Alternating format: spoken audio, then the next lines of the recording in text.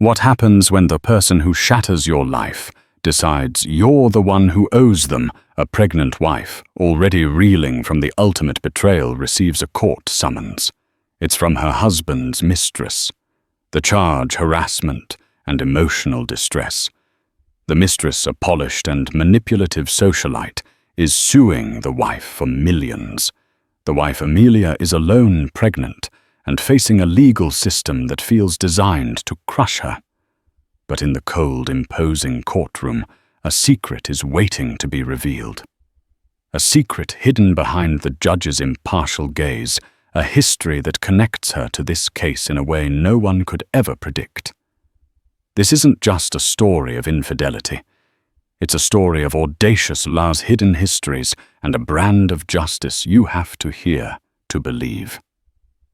Amelia Collins believed she had a life curated from the pages of a magazine.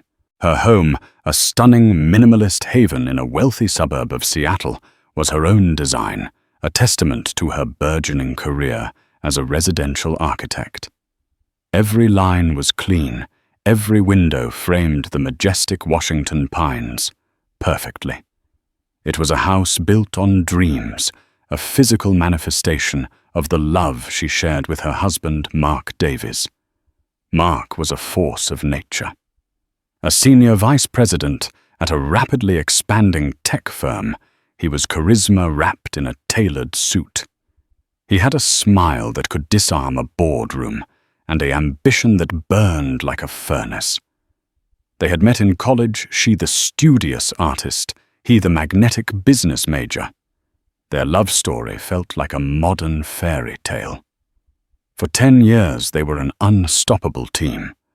Their lives a seamless blend of professional success and personal devotion. Now, at 34, Amelia was 7 months pregnant with their first child, a daughter. The nursery was painted a soft sage green. The tiny clothes were folded in the drawers, and a mobile of hand-carved wooden birds hung over the crib. This baby was the final perfect piece of their idyllic life. Mark had been ecstatic, kissing her belly every morning and talking to his unborn daughter every night. The first crack in the gilded cage was almost imperceptible. A late night at the office that stretched until 3 a.m. A business trip to Portland that he seemed oddly vague about upon his return. A new passcode on his phone, which he explained away as a new company security protocol. Amelia, trusting and consumed by the excitement of her pregnancy, brushed these moments aside. Mark was under immense pressure, he'd said. A massive merger was on the horizon. She needed to be supportive, not suspicious. The shattering came on a Tuesday. It was raining a relentless Pacific Northwest drizzle that matched the sudden chill in her soul. Mark was in the shower, and his work phone, a separate device he rarely brought home, buzzed on the nightstand. It was a text message. Her eyes glanced over it without intent, but the words leaped out at her, searing themselves into her memory. Can't stop thinking about last weekend. You own my body, Mark. Tell Amelia you're working late again tonight. I need you. Izzy. Izzy. The name was unfamiliar, but the message was a language Amelia understood with sickening clarity. The air rushed out of her lungs. The room began to spin, the soft grey walls closing in on her. She picked up the phone, her hands trembling so violently she almost dropped it. Her thumb swiped upwards, and to her shock, it unlocked. He hadn't set a passcode on this one. It was all there. A parallel life lived in text messages and photos. Months of it. Explicit pictures, promises of a future together, scathing comments about the pregnant wife and how she was an anchor holding him back. The woman, Isabella Rossi, was stunning in a sharp, artificial way. All sharp angles, perfect makeup, and a predatory gleam in her eyes. Amelia recognized her from a company awards dinner a year ago. She was a lifestyle consultant, The firm had hired a vapid title for a woman who seemed to specialize in schmoozing executives. When Mark emerged from the bathroom, a towel around his waist, humming a cheerful tune, he found Amelia standing by the bed, his phone in her hand. The color drained from his face. The cheerful hum died in his throat. "Amelia, what are you doing?" he asked, his voice a low, dangerous growl. "Who is Izzy?" she whispered, her voice cracking. There was no denial. Mark's face, usually so open and charming, hardened into a mask of cold fury. This was not the reaction of a man caught and ashamed.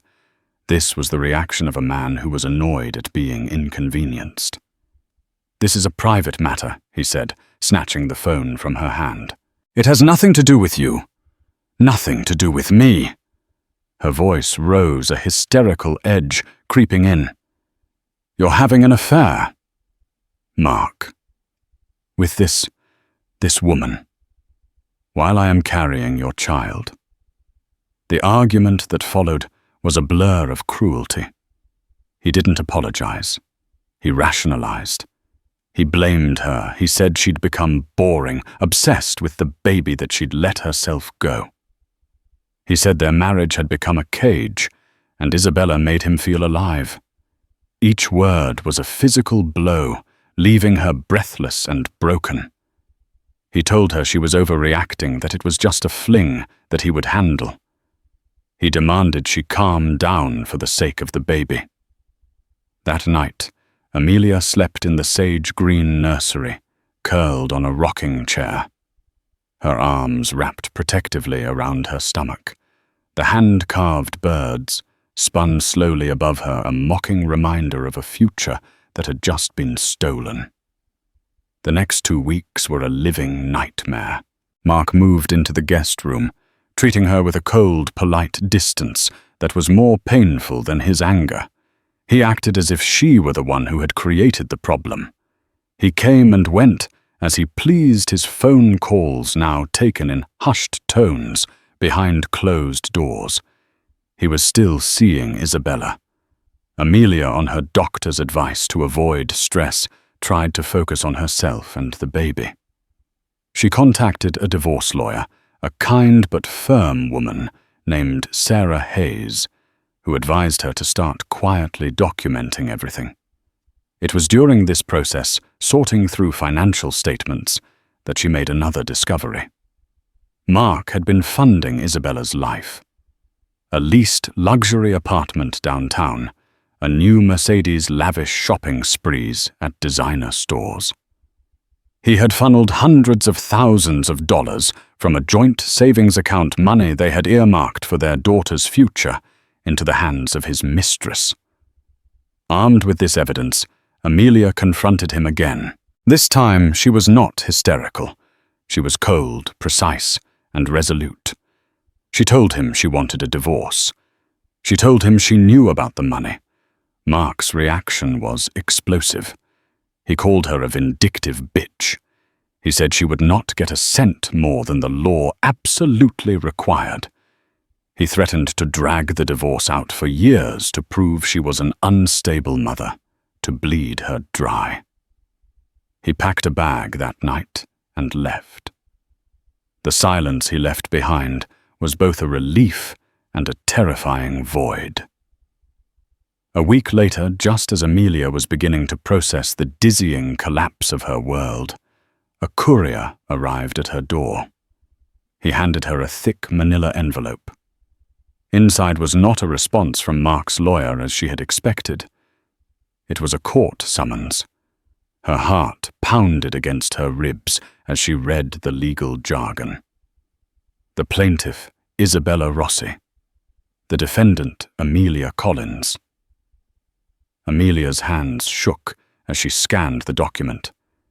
Isabella Rossi was suing her for defamation of character, intentional infliction of emotional distress, and harassment. The lawsuit claimed that Amelia had launched a vicious campaign against Miss Rossi, contacting her place of work, slandering her to mutual acquaintances, and causing her to lose lucrative contracts. It claimed Amelia had sent threatening messages and had stalked her, causing Miss Rosie to fear for her safety. The damages sought were $2 million. Every single claim was a lie. A brazen, calculated and utterly insane lie. Amelia had never once contacted this woman. She had spoken to no one but her lawyer and her sister. She sank to the floor, the legal documents scattered around her. The sheer audacity of it was breathtaking. They hadn't just destroyed her marriage and stolen her future. Now they were coming for her home, her savings, her reputation. The mistress was suing the pregnant wife, and as Amelia sat there, surrounded by the beautiful empty house she had designed, she felt a terrifying, chilling realization. This wasn't just a divorce. This was a war. And she had just been told the enemy was bringing an army. The sterile, air-conditioned office of Sarah Hayes, attorney at law, did little to calm the frantic hummingbird of anxiety in Amelia's chest. The lawsuit documents were spread across the polished mahogany desk between them, a testament to a reality so surreal it felt like a fever dream. I've seen a lot of things in my 20 years of family law. Amelia. Sarah said, her voice a mixture of professional calm and personal outrage. She pushed her glasses up the bridge of her nose, her dark eyes scanning the pages for the 10th time. I've seen bitter accusations, hidden assets, custody battles that would make your hair stand on end. But this is a new level of brazen. This is a strategic offensive strike. But it's all lies, Amelia whispered, her hand instinctively resting on her swollen belly. The baby kicked a small, reassuring flutter in the midst of the chaos. I never spoke to her. I never even typed her name into a search engine. I've been trying to keep my blood pressure down. Why would I do any of this? They don't expect to win. Sarah explained, her tone sharp and focused. Not really. This isn't about winning a defamation case. This is about leverage. It's a classic bully tactic often used by people with deep pockets and no conscience. Mark is behind this 100%. Sarah leaned forward, connecting the dots with chilling precision. Think about it.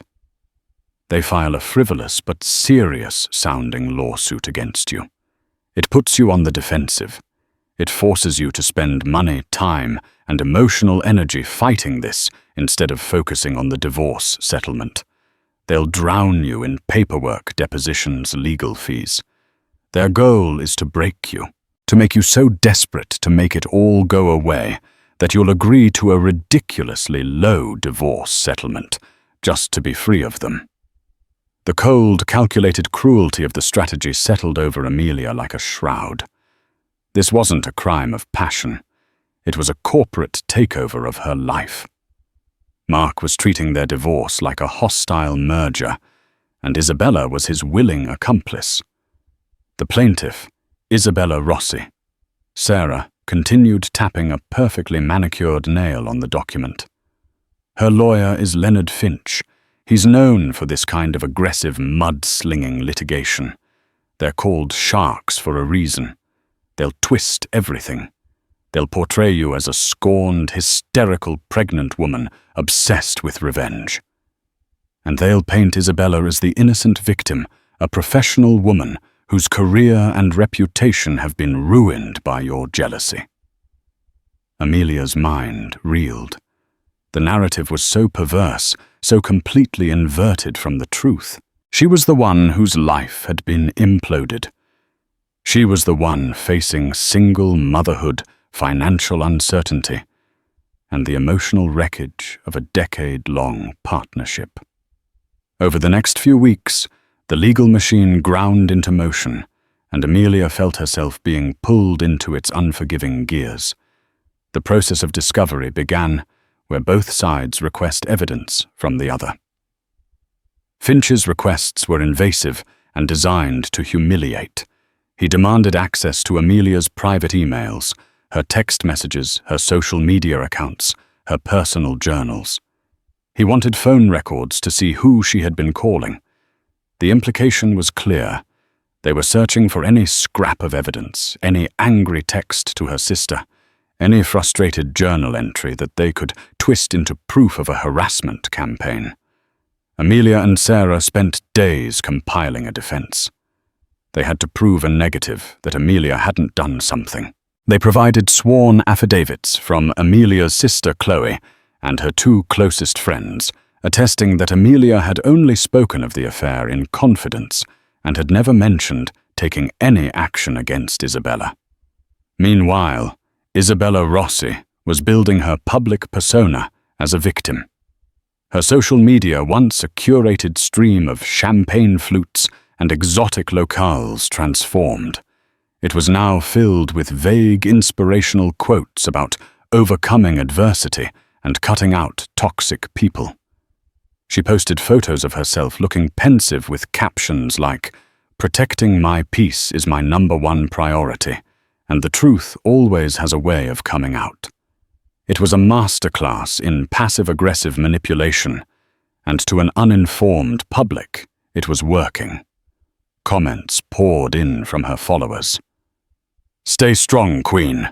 Don't let the haters get you down." Amelia was forced to deactivate her own accounts as a few of Isabella's online acolytes found her and began leaving vicious comments on her architectural portfolio page. The most galling part was the evidence Isabella's team presented. They produced emails allegedly sent from anonymous accounts to Isabella's business partners, filled with vile accusations. They had screenshots of text messages from a burner number threatening to expose her. They even had a sworn statement from a woman who claimed to have been a client of Isabella's, stating that she'd cancelled a large contract after being approached by a distraught pregnant woman who had slandered Isabella. "It's all fabricated," Amelia insisted, her hands clenched into fists. "That woman, I bet they're paying her. Mark can afford it." "I'm sure they are," Sarah agreed grimly. "But they've created a paper trail. A judge will have to look at this and take it seriously, at least initially. Our job is to dismantle it piece by piece. But it won't be easy. The financial strain was immediate and immense. Sarah's retainer was significant, and the costs were mounting. Mark had successfully frozen their joint accounts, claiming Amelia's erratic behavior posed a risk to their marital assets. She was living off her personal savings, which were dwindling at an alarming rate. The beautiful home she had designed suddenly felt like a prison, its high mortgage payments a ticking time bomb. One rainy afternoon, a month before the initial court date, Amelia sat in the nursery, assembling the crib by herself. Her hands were clumsy, her body awkward and heavy. The simple task, which should have been a joyful moment shared with her husband, became a symbol of her stark new reality. As she struggled to tighten a bolt, frustration and despair washed over her. She dropped the Allen key, buried her face in her hands, and let out a raw, guttural sob. It was a cry of grief for her marriage, of fear for her daughter's future, and of pure, unadulterated rage at the injustice of it all. They had taken everything, and now they were demanding more. They were not content to simply win. They wanted to annihilate her. As her sobs subsided, a new feeling began to crystallize in the pit of her stomach, cold and hard as steel determination. They expected her to crumble. They expected her to be the hysterical, emotional victim they were painting her to be. They had underestimated her. She picked up the Allen key, her knuckles white. She would not let them break her.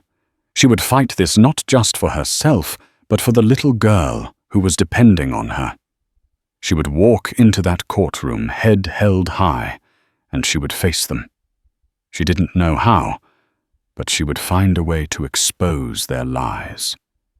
The gilded cage had been shattered, but Amelia Collins was not going to be buried in the ruins. She was going to build something new from the wreckage, even if it had to be on a foundation of righteous fury. The King County Courthouse was an imposing monolith of concrete and glass, a place where lives were methodically dissected under the cold, fluorescent glare of the law. For Amelia, walking through its heavy doors felt like entering a foreign land where she didn't speak the language.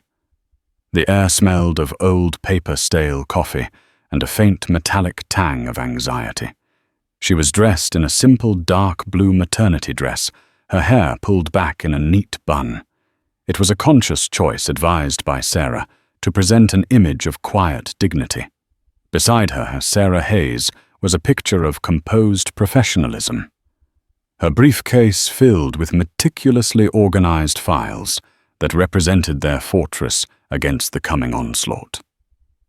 As they entered courtroom 4B, the scene was already set. Mark was there, seated behind Isabella. He wore a ridiculously expensive suit, looking more like he was attending a board meeting than a court hearing. He exuded an aura of untouchable confidence, whispering in Isabella's ear, and occasionally smirking. He refused to make eye contact with Amelia, a deliberate act of erasure that was both childish and deeply wounding. Isabella Rossi was playing the role of her life. Dressed in a cream-colored silk blouse and tailored trousers, she looked fragile and elegant.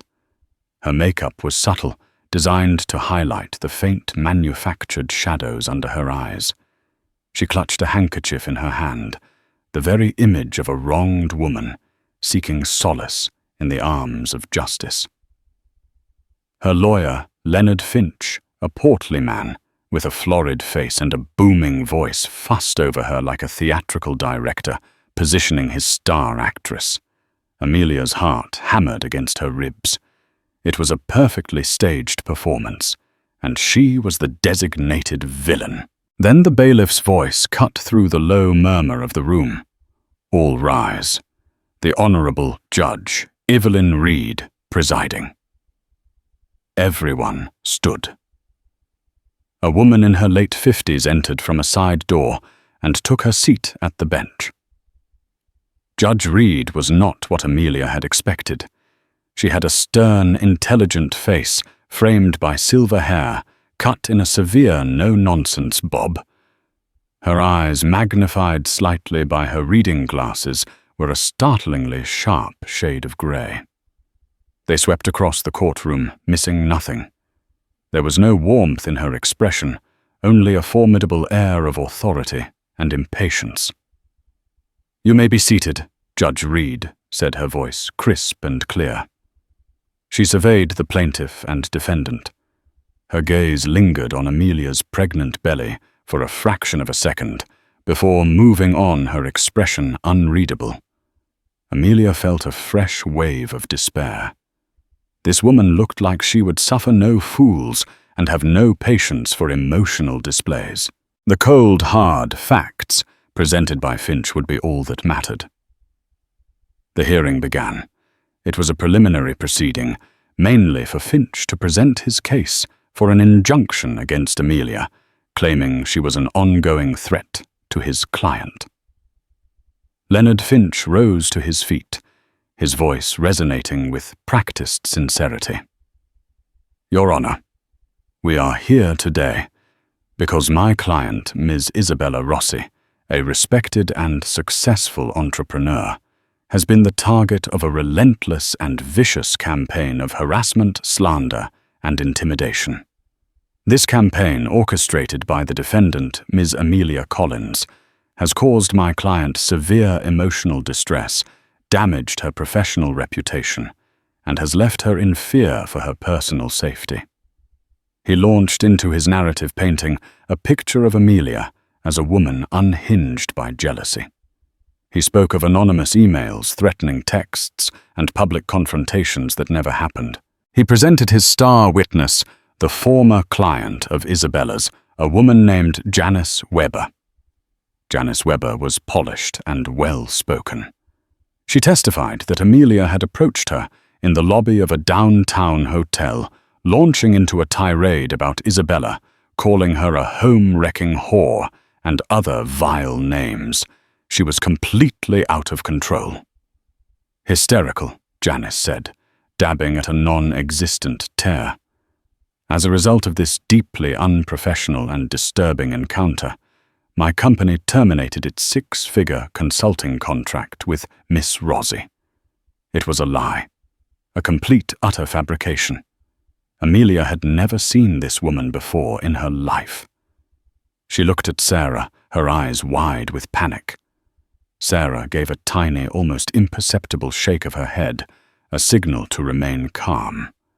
Next, Isabella took the stand. Her performance was breathtaking.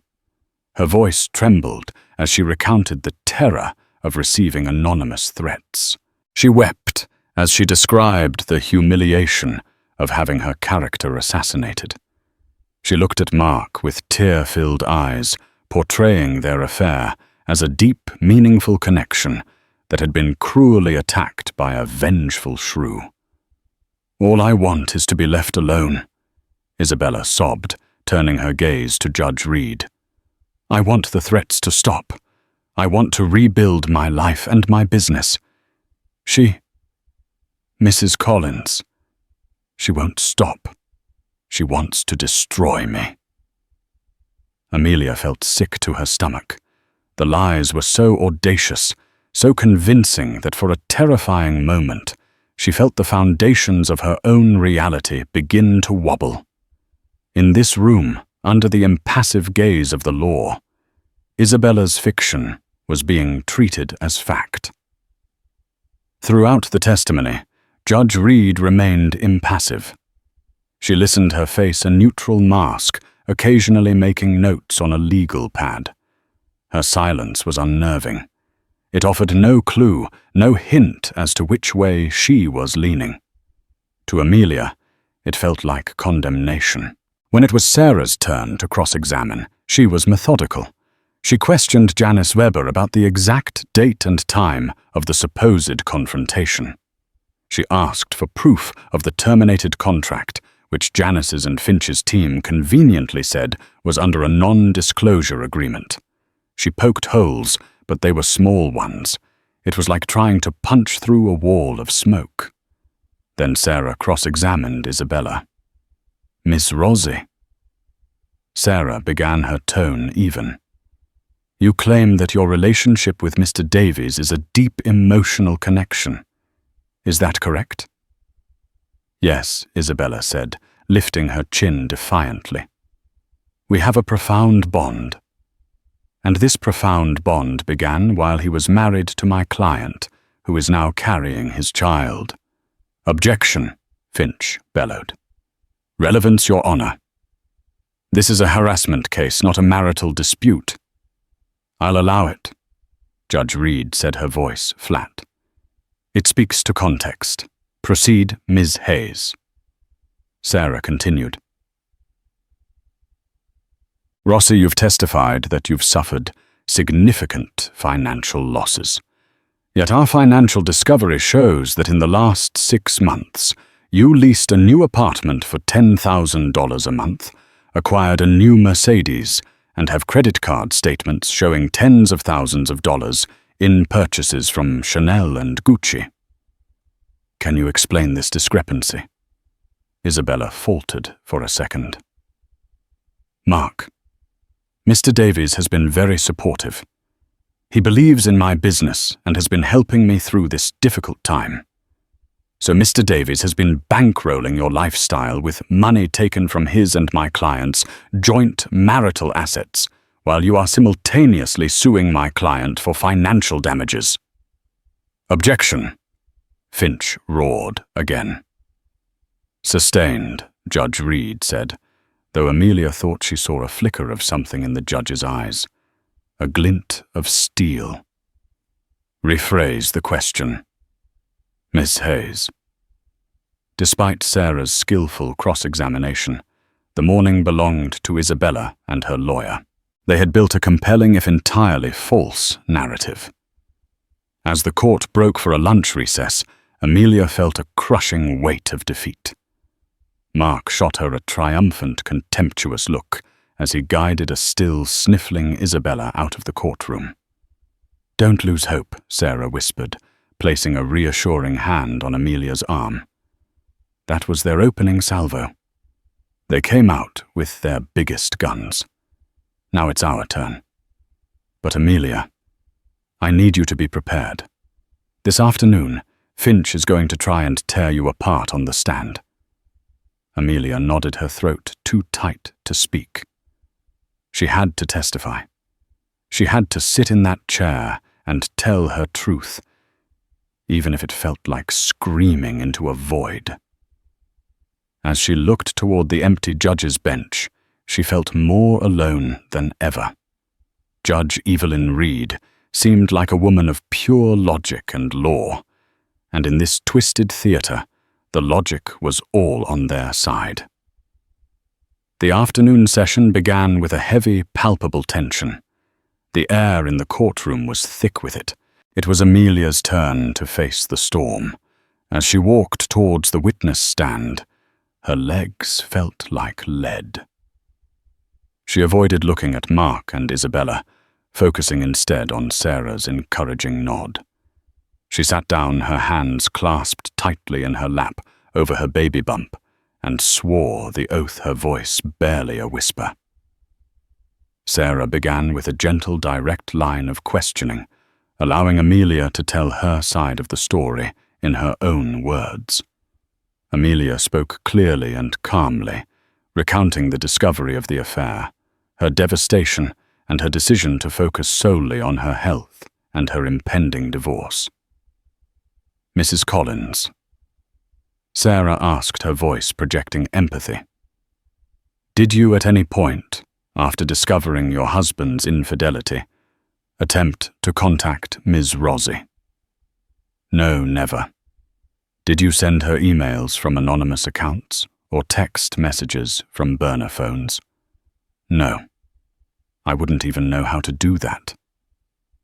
"Did you speak about her to business associates or clients?" "No. I spoke only to my lawyer, my sister, and 2 of my oldest friends. I was embarrassed and heartbroken. The last thing I wanted was to publicize my private pain." "Did you ever meet or confront a woman by the name of Janice Weber in the lobby of a hotel?" "Absolutely not." Amelia said, her voice firm with the conviction of the truth. "I have never seen that woman before she appeared in this courtroom today." Her testimony was simple, honest, and direct. There was no hysteria, no theatrics. It was the plain, unvarnished truth. But in the face of Isabella's dramatic performance, Amelia worried it wasn't enough. Truth, she was quickly learning, was not a shield. Then it was Leonard Finch's turn.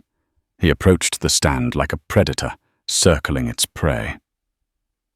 "Mrs. Collins," he began, his voice dripping with condescension, "you expect this court to believe that upon discovering your husband of 10 years was leaving you for a younger, more successful woman, you felt nothing. No anger, no desire for revenge."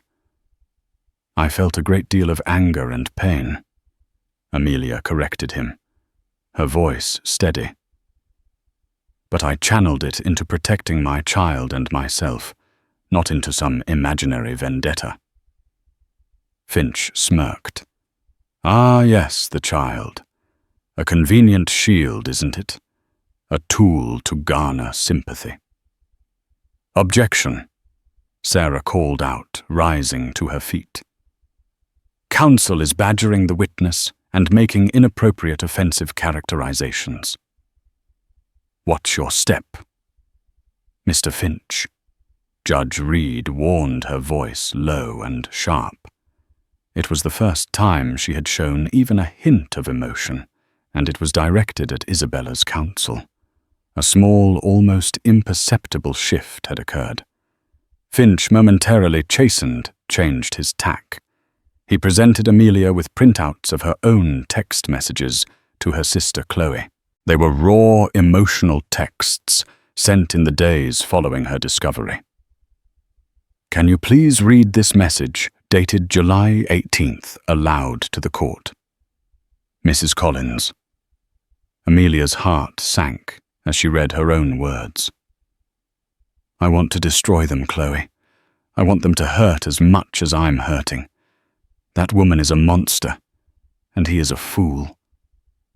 "I want to destroy them," Finch repeated, savoring the words. "Doesn't sound like the calm, collected woman you're pretending to be. Does it? It sounds like a woman who is, in your own words, capable of launching a vicious campaign. Doesn't it?"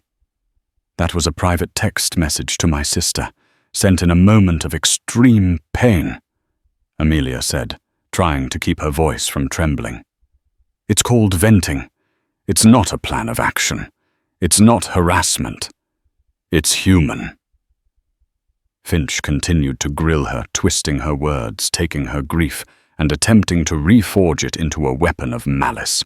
He was trying to provoke her, to push her into becoming the hysterical woman from his narrative.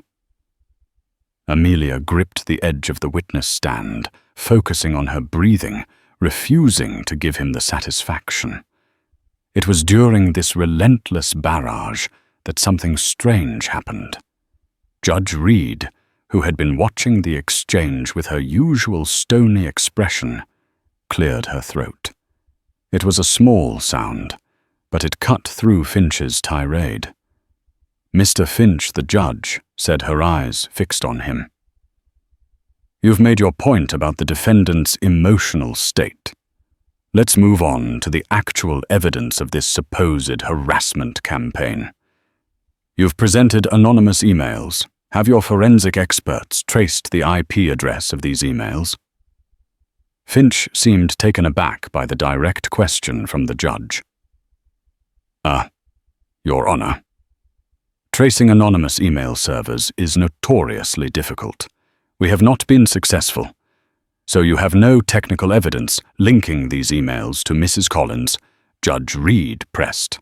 "No, but the content is circumstantial." The judge cut him off. "What about the text messages from the so-called burner phone? Have you traced the location of that device? We are working on it." "Your Honor," Finch stammered, clearly flustered. "I see Judge Reed," said, her voice flat. She made a note on her pad. Then she turned her gaze towards Isabella and Mark. "And Ms. Rossi, this client you lost, Janice Weber. You state the contract was for a 6-figure sum.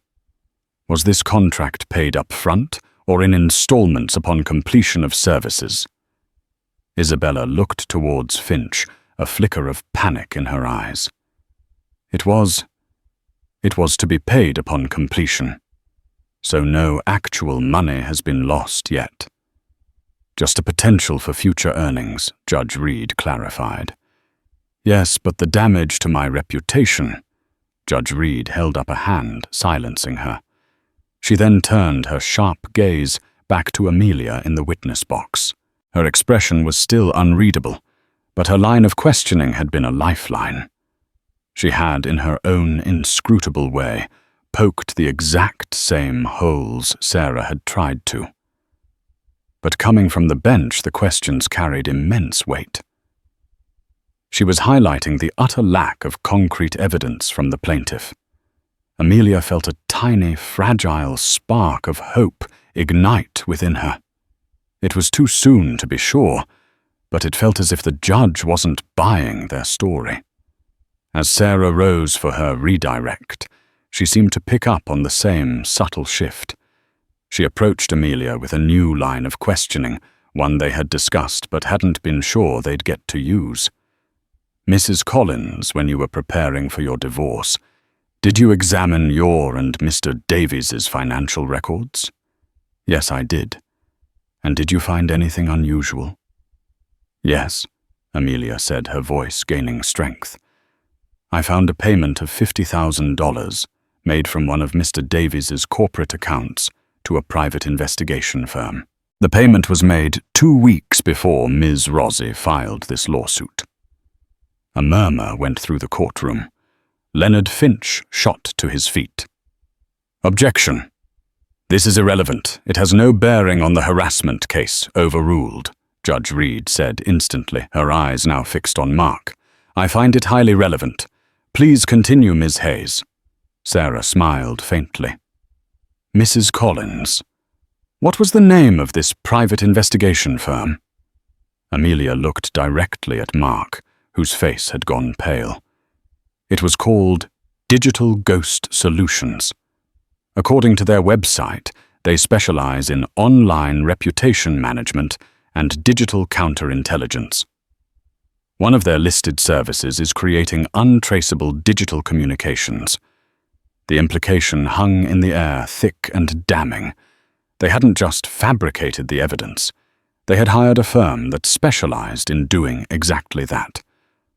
For the first time, a visible crack appeared in Mark's confident facade.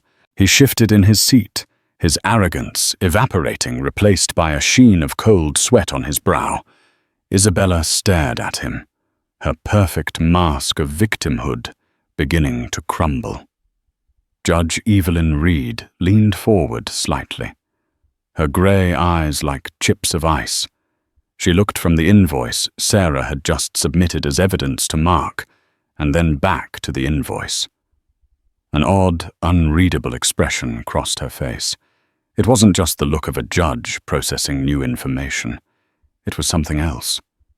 It was a look of dawning, chilling recognition. Amelia didn't understand it then, but she had just handed the judge more than a piece of evidence. She had handed her a key, one that would unlock a door to a past that Judge Reed knew all too well. The unseen signal had been sent, and the entire trajectory of the case was about to change. The introduction of the Digital Ghost Solutions invoice was a turning point. It was as if a spell had been broken. The illusion of Isabella as a victim and Amelia as a hysterical aggressor began to dissolve under the harsh light of a single, verifiable fact. The momentum had shifted, and Sarah Hayes, sensing the change, pressed her advantage with the precision of a surgeon. Your Honor, Sarah said, addressing Judge Reed, given this new evidence suggesting the plaintiff's evidence may have been fabricated, I request permission to call Mr. Mark Davies to the stand. Leonard Finch was on his feet again. Objection. Mr. Davies is not a party to this lawsuit. He is the central figure in the conflict that precipitated this suit, Sarah countered smoothly. His financial transactions are directly relevant, as is his relationship with the plaintiff. His testimony is crucial to understanding the context and potential motivations behind these allegations. Judge Reed looked at Mark, her expression colder than ever. Objection overruled. Mr. Davies, you will take the stand. Mark walked to the witness box with a swagger that seemed forced, a desperate attempt to reclaim his lost authority. He settled into the chair, adjusting his tie, and tried to fix Sarah with a dismissive glare. It didn't work. Sarah began calmly. Mr. Davies, can you confirm that you authorized a payment of $50,000 to a firm called Digital Ghost Solutions? My company uses a variety of consultants for various projects, Mark said evasively, his voice smooth as oil. I'd have to check the records. This payment wasn't from a general company account. Sarah pressed, holding up the invoice. It was from your executive discretionary fund, a fund you control personally. I'll ask again. Did you authorize this payment? Mark's jaw tightened. Yes. And what services were Digital Ghost Solutions hired to perform? They were contracted for a sensitive internal matter related to corporate cybersecurity. It's under a strict non-disclosure agreement. How convenient, Sarah said, her voice laced with sarcasm. A non-disclosure agreement, just like the one for Ms. Weber's terminated contract. Mr. Davies, isn't it true true that you hired this firm to create a false trail of emails and text messages to frame your wife so that your mistress could file this lawsuit and pressure Mrs. Collins into a more favorable divorce settlement for you? That's an outrageous and offensive accusation. Mark snapped, his composure finally cracking. Of course not.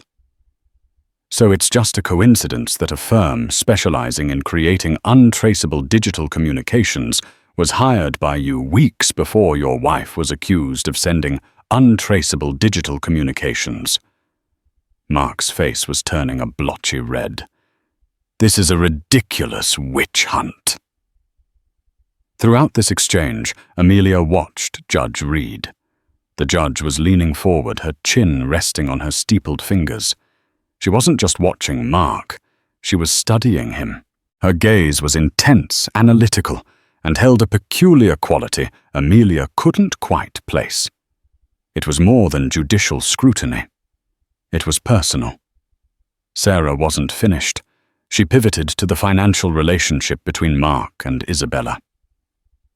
Mr. Davies, you have been paying for Ms. Rossie's apartment, her car, and her extravagant shopping habits. Correct. I have been supportive of a friend in her time of need, Mark said sanctimoniously. A friend you were and are sleeping with. Sarah clarified. And this financial support came from joint marital assets, did it not? Money that legally belongs half to the woman you are trying to frame. Objection. Finch shouted more out of reflex than anything else. Sustained. The framing allegation is speculative. Judge Reed said, her voice cutting. But then she did something highly unusual. She decided to ask her own question. Mr. Davies, the judge began, her voice deceptively soft. Your curriculum vitae is quite impressive. Senior Vice President at Omnitech. Before that, a director at Synergy Corp. And before that, you were a project manager at a smaller startup early in your career. Westwood Innovations. Correct. The question was so out of left field that it silenced the entire courtroom.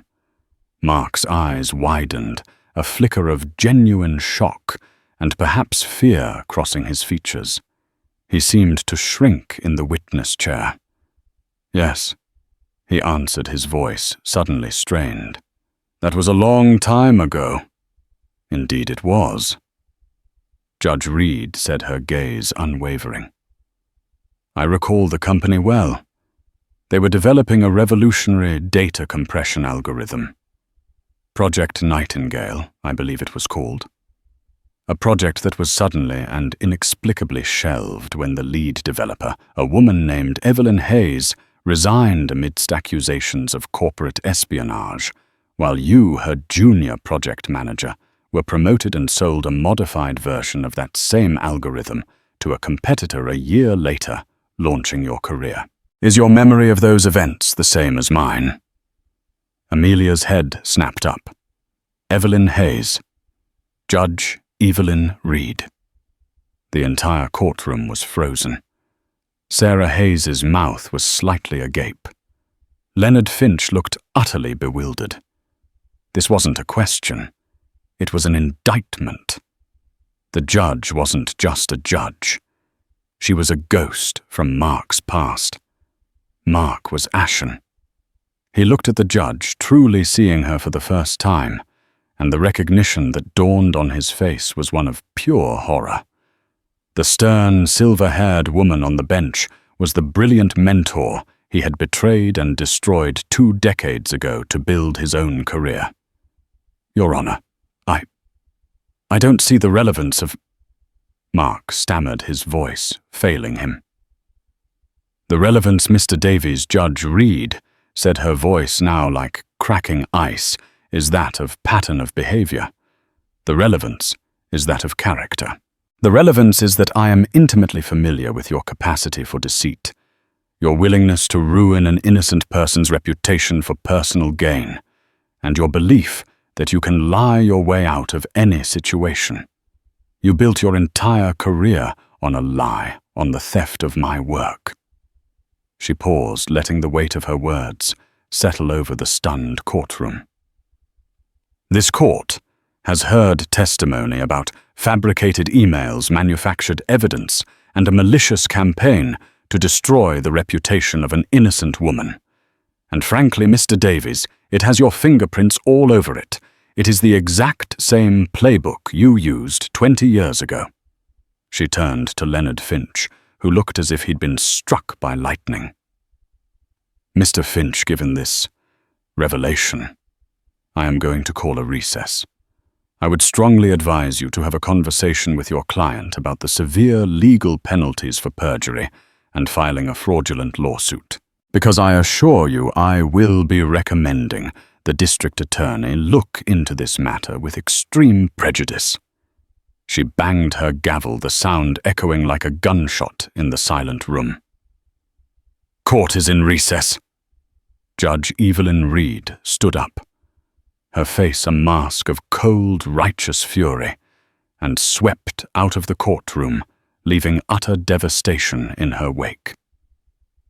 Isabella Rossi was staring at Mark, her face a canvas of disbelief and horror, finally understanding that the powerful, invincible man she had attached herself to was nothing but a fraud, and he had just led them both off a cliff. The lie hadn't just unraveled, it had detonated. The hour-long recess was a chaotic blur. Furious, muffled shouting erupted from the conference room, where Leonard Finch had sequestered his client and Mark. When court reconvened, the atmosphere was glacial. Isabella Rossi, her face blotchy and swollen, looked utterly broken. Mark Davies was a ghost, his arrogance replaced by the hollow look of a man staring into an abyss. As Judge Reed took the bench, a grim-faced Finch rose.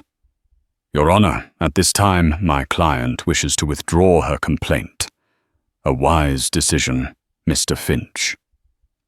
Judge Reed said, her voice like steel.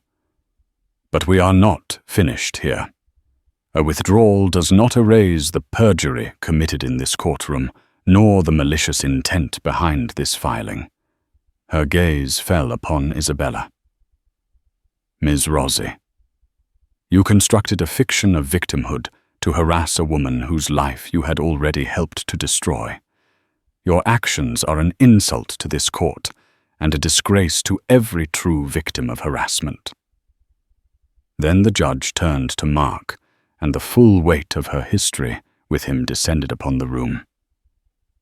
"Mr. Davies, 20 years ago, you built your career on deceit and the ruin of my own. It seems you never abandoned that playbook. You cheated on your wife, stole from your family, and attempted to use the law as a weapon to abuse her further. You have demonstrated a consistent and chilling pattern of behavior, believing that power and wealth absolve you of decency." The judge's words were a public execution. "This case is dismissed with extreme prejudice," she declared. "I am awarding the defendant, Mrs. Collins, full compensation for all legal fees to be paid by Ms. Rossi and Mr. Davies. Furthermore, a transcript of these proceedings, including my history with Mr. Davies and the evidence of his fraud, will be sent to the district attorney's office with my strongest recommendation for an investigation into perjury and conspiracy. A separate copy will be sent to the board of directors at Omnitech. I imagine they will be interested to learn about their senior vice president's character. It was a total annihilation, not just a legal defeat, but the systematic demolition of their lives."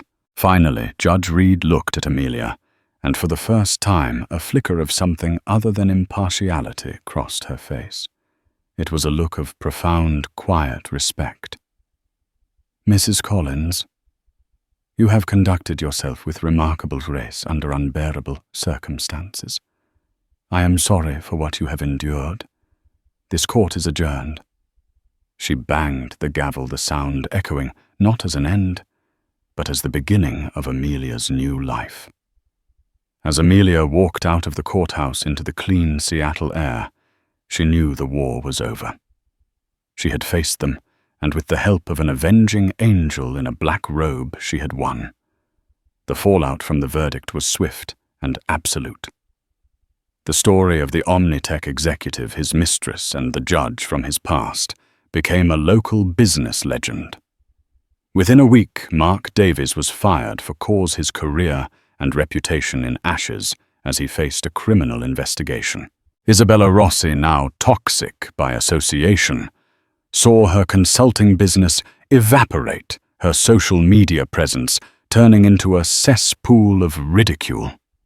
She vanished from the high society life she had so desperately coveted. Amelia, free from the legal and emotional weight that had oppressed her, focused on her future. The divorce was settled decisively in her favor. She was awarded the house a significant portion of their assets and generous child support. 2 months after the trial, she gave birth to a healthy, beautiful daughter. She named her Grace Evelyn Collins. Grace for the unexpected mercy she had received, and Evelyn for the woman who delivered a justice she never dreamed possible. Her life, once a gilded cage, became a true home. She relaunched her architectural practice from a sunlit studio specializing in creating spaces for other women who were starting over. Her work took on a new purpose. She wasn't just designing houses, she was designing sanctuaries built on resilience and strength. About a year later, a handwritten letter arrived. Dear Amelia, I am delighted to see you thriving. 20 years ago, a man like Mark Davies almost destroyed me. For a long time, I carried the weight of that injustice. Seeing you refuse to be broken has brought a sense of closure to a very old wound. You did not just win your case, you vindicated a past I had long since buried, wishing you and your daughter a future filled with happiness. Sincerely, Evelyn Reed. Amelia held the note, a single grateful tear tracing a path down her cheek. It was a final, quiet acknowledgement of the bond between two women, separated by a generation, but connected by a common wound. That afternoon, she watched her daughter Grace take her first wobbly steps on the green lawn. The world had tried to knock her down, to bury her in the ruins of a shattered life. But Amelia had learned the most important lesson an architect can know. A strong foundation can withstand any storm. And on that foundation, she had finally built a life that was truly her own. That was the incredible story of Amelia Collins, a woman who was pushed to the absolute brink by betrayal and deceit, only to find justice in the most unexpected way imaginable. Her journey reminds us that even when we feel completely alone and outmatched, the truth has a power of its own. It's a story about the hidden connections that shape our lives and the undeniable force of karma. Amelia's resilience in the face of such a malicious attack, and Judge Reed's ultimate delivery of long overdue justice, is a powerful testament to the strength of women who refuse to be silenced. If this story of resilience and righteous victory moved you, please show your support by hitting that like button. It helps us share these important stories with more people. Share this video with anyone who needs a reminder that no matter how dark things get, there is always hope. And most importantly, subscribe to our channel and ring the notification bell so you never miss another true story of justice being served. What was the most shocking part of this story for you? Let us know in the comments below.